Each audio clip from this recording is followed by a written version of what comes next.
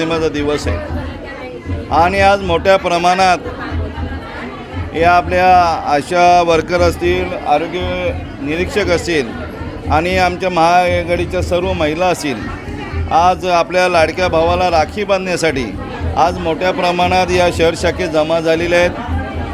कारण लाडक्या बहिणींचं एकच आहे की माझा भाऊ माझ्या पाठीशी सतत राहिला पाहिजे, भावाचा आशीर्वाद मिळाला पाहिजे। त्याचप्रमाणे भावाला पण असं एक खात्री असते, आनंद असतो की माझ्या बहीण माझ्या पाठीशी असतात आणि बहीण पण सहकार्य करत असतात। तो एकजुटीचं नातं आणि म्हणून राखी आज पौर्णिमेचा दिवस रक्षाबंधनला आज मोठ्या प्रमाणात लाडक्या भावाला राखी बांधण्यासाठी आज आलेले आहेत।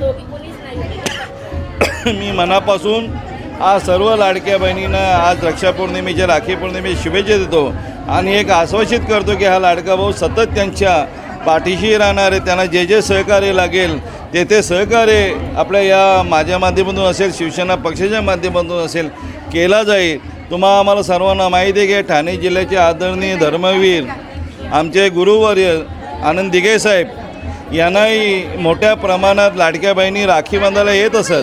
कारण धर्मवीर आनंद दिघे साहेब हे सतत या महिलांच्या पाठीशी असायचे, त्यांच्या सुखदुःखात धावत जायचे आणि त्यामुळे धर्मवीर आनंद दिघे साहेबांना मोठ्या प्रमाणात लाडक्या बहिणी या राखी बांधायला जात असत। त्याचप्रमाणे महाराष्ट्र राज्याचे सन्माननीय माजी मुख्यमंत्री आणि तमाम लाडक्या बहिणींचा लाडका भाऊ सन्माननीय एकनाथजी शिंदे साहेब सतत या लाडक्या बहिणींसाठी चांगल्या प्रकारची योजना असेल, कुठल्या अडचण असेल तर त्या बहिणीसाठी धावत जाणारा आमचा हा लाडका भाऊ आणि त्यांनाही आज तुम्ही बघितलं 2-3 दिवसापासूनच मोठ्या प्रमाणात लाडक्या बहिणी आपल्या राखी बांधण्याचं काम करत आहेत।